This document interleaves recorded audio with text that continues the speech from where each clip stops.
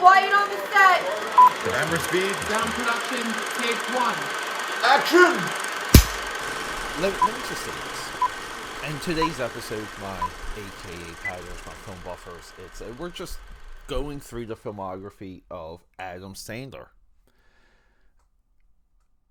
We do this on Wednesdays. This is a new regular Wednesday series. It's something we've been building towards for quite a while. The AKAPAD Army's been diligent in just getting a good list, some good bullet points for individuals to discuss for all of you.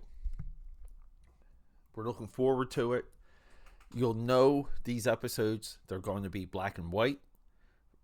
Within the thumbnail, they're going to have a picture of the subject. In today's case, it's Adam Sandler.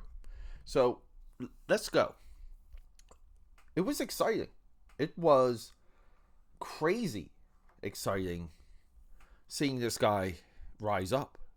My buddy Rob and I were obsessed with Adam Sandler. We would steal his CDs from the mall, listen to him. We loved the Hanukkah song. It's just a force to be reckoned with. And this was all around the rise of Jim Carrey, which was equally exciting because we saw these guys on TV. We saw Adam Sandler on SNL with Chris Farley, just doing weird, goofy, fun stuff. Like true character stuff, like character actor. Excuse me. We're still recovering from whatever level 10 virus we had for July, my friends. Jim Carrey, we saw him on, oh my God, well, I want to say all that. What was Jim Carrey's sketch show? Hold up. In Living Color. Hey, sorry guys, I had to look that up. So, we would just see him on TV, and then Ace Ventura, and The Mask, Batman Forever, and you would just say it to yourself, and these guys would get all the deserved attention, the coverage or Entertainment Tonight, all deserved. But you would just say it to yourself, like, this person is a firebrand. Everything they touch, everything they do is just funny and perfect and wild and of the time. And Adam Sandler always was second, third fiddle to Jim Carrey. Jim Carrey magnified that entire era. But Adam Sandler did something. He stuck with it. And he put in the range. And it's important to compare some of Adam Sandler's moves with Jim Carrey. Because Jim Carrey's, we have Truman Show, but no one talks about The Majestic. No one talks about Number 23. Eternal Sunshine of the Spotless Mind. Like, he has some notes of drama. But the Adam Sandler dramas, they're gut-wrenching. And they just feel real. They're better movies. He tries action comedy. Bulletproof, great movie. Excuse me. Bulletproof, fantastic movie. So let's go through it. I want to go through, and we have a lot, but let's go. I just want to go through the films I've seen of his.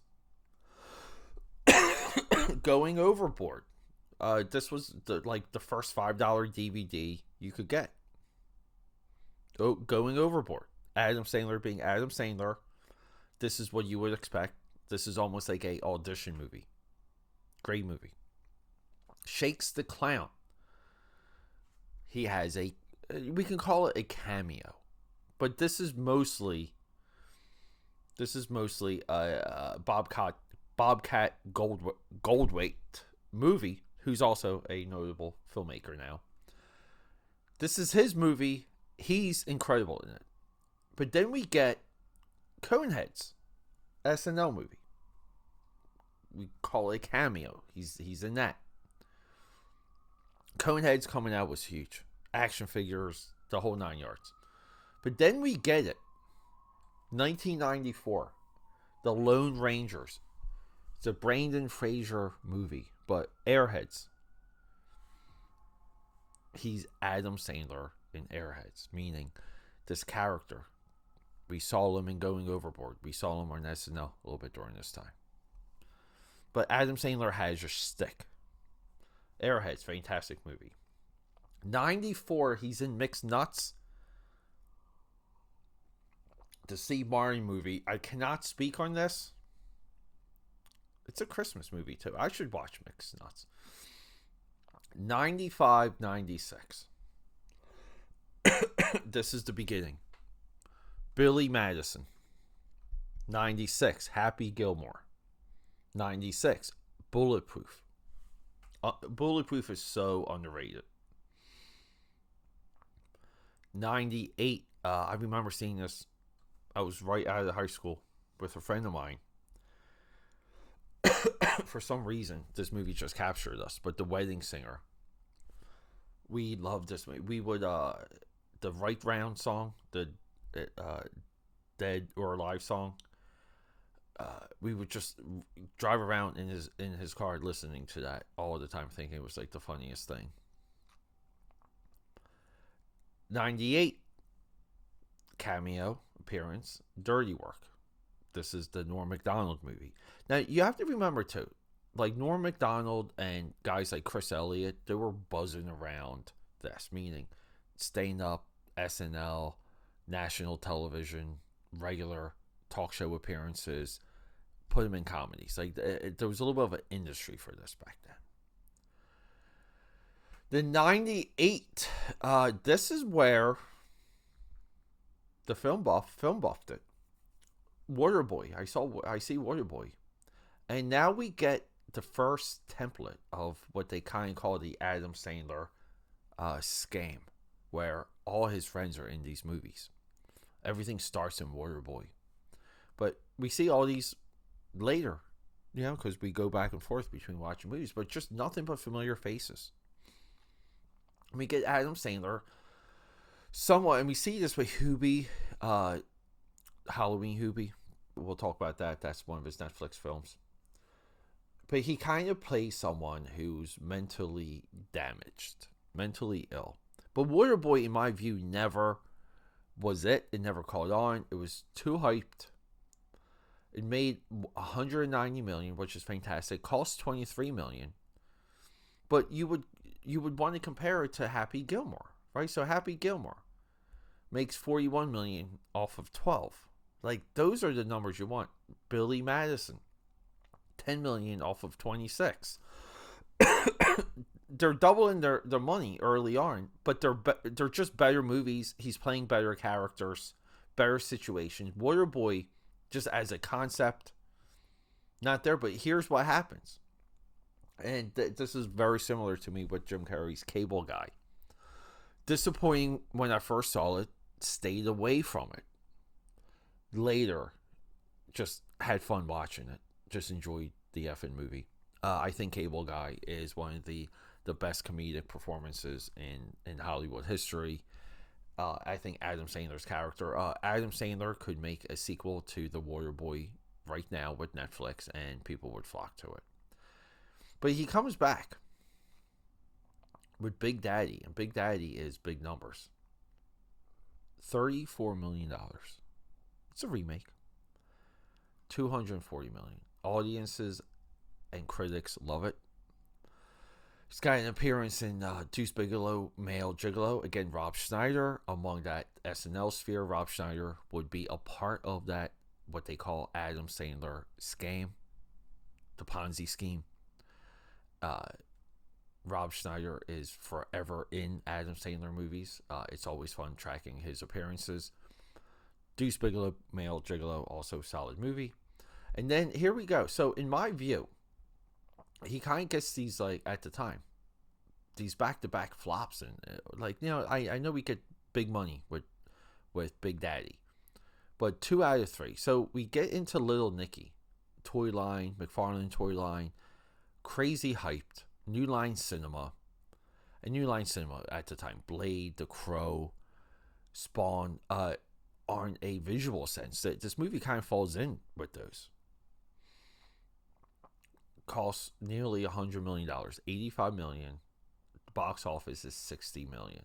Incredible disappointment. The Peter of today, the film buff of today, loves watching Little Nicky because it's so stupid and ridiculous. Then we get The Animal. He's got a little appearance in Rob Schneider's. So Rob Schneider, really, Deuce Bigelow, writes sequels. The Animal sequel. The Animal's such a funny movie. I love it when he runs on all fours. I pee myself. And then, you guys ready? 2022. So, let's just say he really hits the lexicon in 95. 7 years later, he's in Punch Drunk Love, Paul Thomas Anderson. Movie costs 25, makes 25. Yeah, it's not break even because, right, we got to factor in advertising. But then he comes back with Mr. Deeds.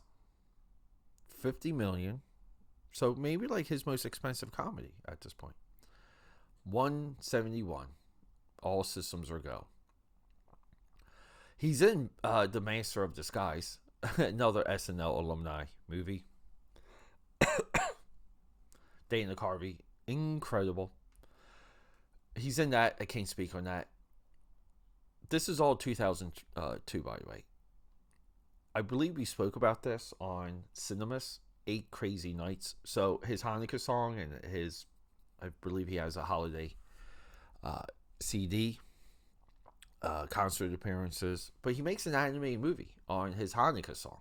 And it's good. Doesn't quite break the box office. So 34 million. Cost 23 million on the back end. We're still in 2002, by the way. He plays himself in The Day with the Meatball. Can't speak on that. He's also in another Rob Schneider movie, The Hot Chick. One amazing movie, too. Rob Schneider in the early 2000s, I think he was the center. And Sandler, 2023, he's in a movie called Pauly Shore is Dead as himself. He's in Stupidity as himself. He's in Anger Management with Jack Nicholson. What did we do here? 100 million, 75 million. Makes 200 million. But that movie is viral for the time. Everyone talked about it. We have Dickie Roberts' former child star. He plays himself again. Or he has a appearance. Again, cannot speak. There's a lot of these appearances. And then we get this. 2004. We can call this another transformative year. He becomes a romantic lead. A lot of guys went this route. Matthew McConaughey went this route. What's his name? James Tiberius Kirk from the new Star Trek. Chris Pine. Right? Tom Hardy even tried. So it's not easy. But when it works, it works. 51st Dates. 75 million, 200 million. Spanglish.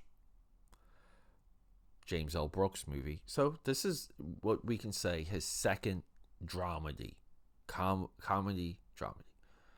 Punch Drunk Love goes to Spanglish. Loses money. 80 million versus 55.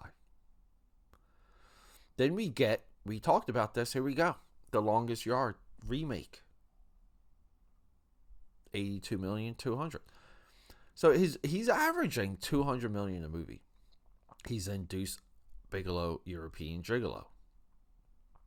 He's in Grandma's Boy, which is somewhat, I think, of an Adam Sandler Sphere movie. I think he's one of the guys behind it, production-wise, right? Because we have the Gilmore Productions.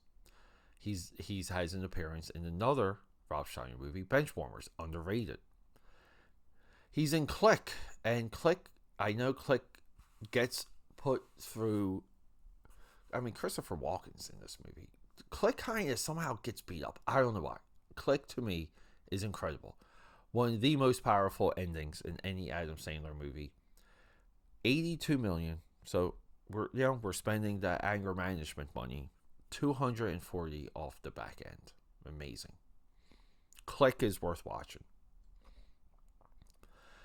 We get Reign Over Me. This was a little bit of a movement. Yeah, Happy Madison Productions. I'm sorry, guys. That's the name of the production company. Reign Over Me. A little bit of this reflection of 9/11. We get a lot of movies. This is a genre in American film. His third dramedy. I hate that term. 20 million off of 20 million. I now pronounce you Chuck and Larry. And here we go. 85 million, 200 million. 2008, he's in a movie called Strange Wilderness. Can't speak on that. One of my favorites. This one's so wild too. People feel like they memory hold this movie. Don't Mess with the Zohan. 90 million off of 200.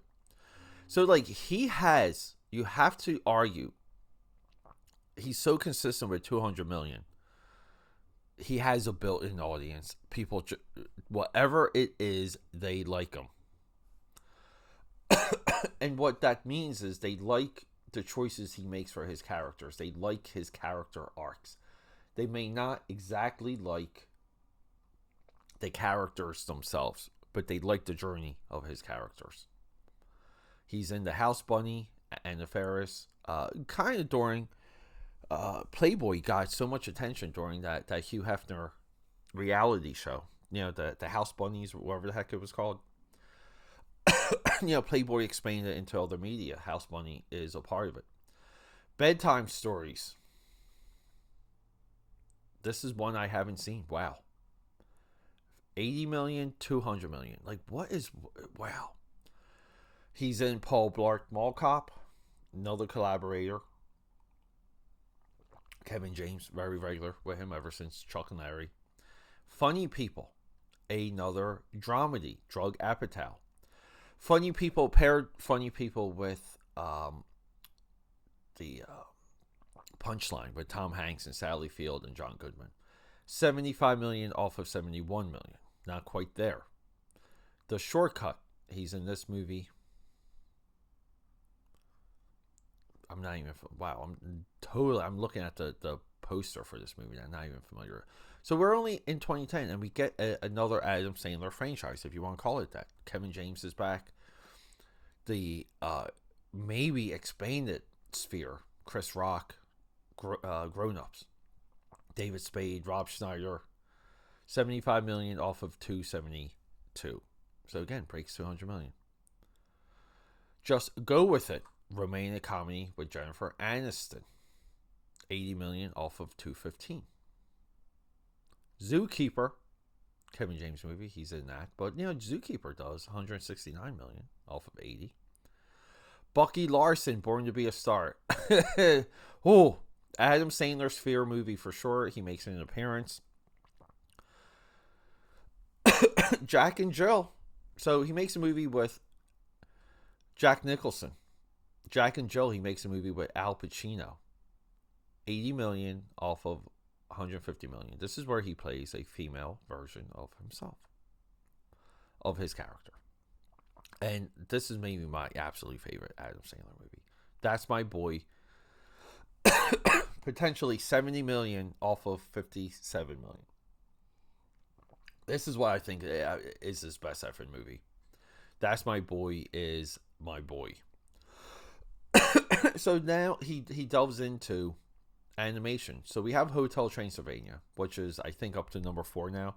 He's collaborating with Jenny Tartakovsky. He's the master behind Samurai Jack, Primal. He's done the Star Wars Clone War episodes. 85 million off of 360 million. Here Comes the Boom, another Kevin James movie. Makes an appearance. Grown Ups 2. Where are we at with Grown Ups 2? Grown Ups 2 also has one of the greatest movie posters of all time. 80 million, 247. Like, same audience shows up for it. Blended. His second romantic comedy with Drew Barrymore. 45 million off of 128. He's scaling back. 50 First Dates 2 is one of the greatest romantic comedies of all time. Top 5, he plays himself. Men, Women, and Children. He is himself, I believe. These are just movies that his friends are making. And then we get The Cobbler. This is, again, a dramedy. It's a fantastic movie. This one has Dustin Hoffman. $10 million makes 6.5. He makes a $10 million movie with Steve Buscemi, Ellen Barkin, Dane Stevens, Fritz Weaver, Dustin Hoffman, Image Entertainment. Image Entertainment. I'm sorry. Cobbler is a fantastic movie. Paul Blart Mall Cop. He's producer. Joe Dirt 2, he's producer. Pixels, one of my favorite. I love Pixels. Also a Chris Columbus movie. We'll call this an Adam Sandler Sphere movie. Roughly costs $130 million, but $240. So, having an extra $100 million to play with isn't bad. 2015 still. I Am Chris Farley. He makes an appearance in that. That's the documentary. Hotel Transylvania 2, right? Voice acting, producing, $80 million off of nearly $500 million. The Ridiculous Six. Haven't seen. And I believe this is his first Netflix movie. $60 million. It does well enough because the Netflix deal continues and grows to this day. The Do-Over. Netflix action comedy with David Spade. $40 million. I remember enjoying that. Didn't bring it to you guys though. Sandy Wexler. Netflix. Budget $24 million. I can't speak on that.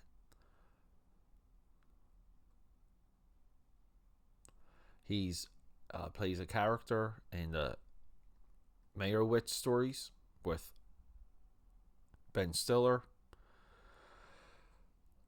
He's in a short called Puppy for Hotel Transylvania.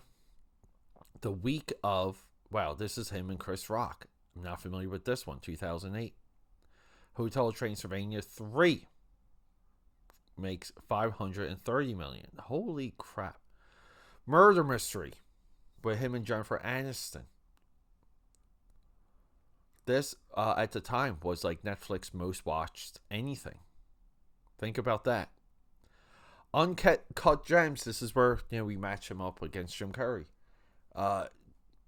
Uncut Gems is, it's hard to beat Truman Show when it comes to comedy acting.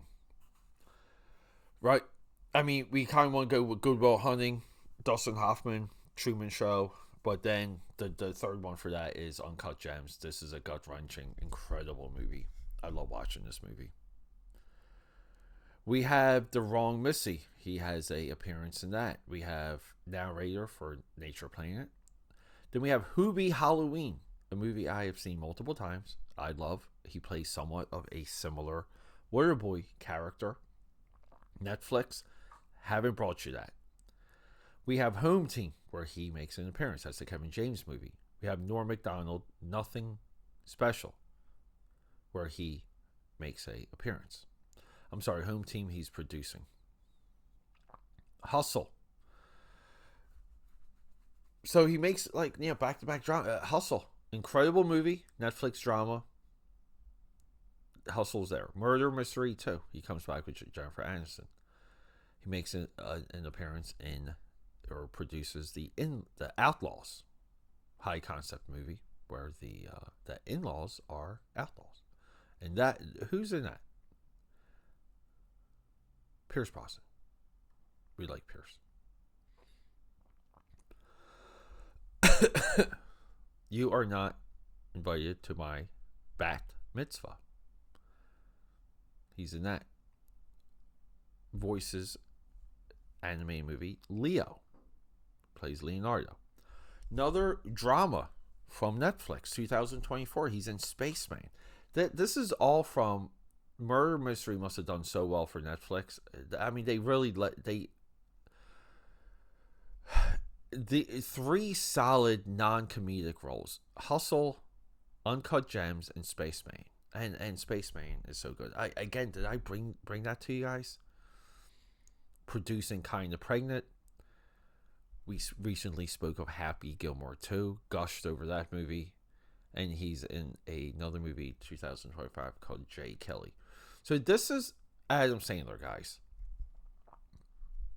I was there to be disappointed with The Waterboy. I was there to be frustrated and disappointed with Little Nicky. Every one of these movies that I haven't seen, I am in to watch.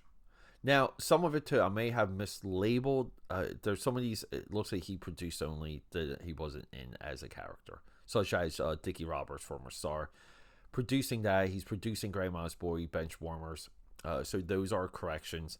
Master of Disguise, he's producing that. He's not in that movie. So, couple corrections there. But easily the greatest comedy actor of all time. Comedy actor with what we can argue also with the biggest range. I'm sorry, I know a lot of you guys will go after Dustin Hoffman, but we go into What Dreams May Come. What's The World According to Garp. Okay, like Dustin Hoffman, like some people will say Bill Murray, but I like we do have Lost in Translation from Bill Murray, but Adam Sandler is a different type of animal. He really is one of a kind. All right, AKAPADers, this is what we do here on Wednesdays. We do creator deep dives. Let's go. Love you. Okay, that's a wrap.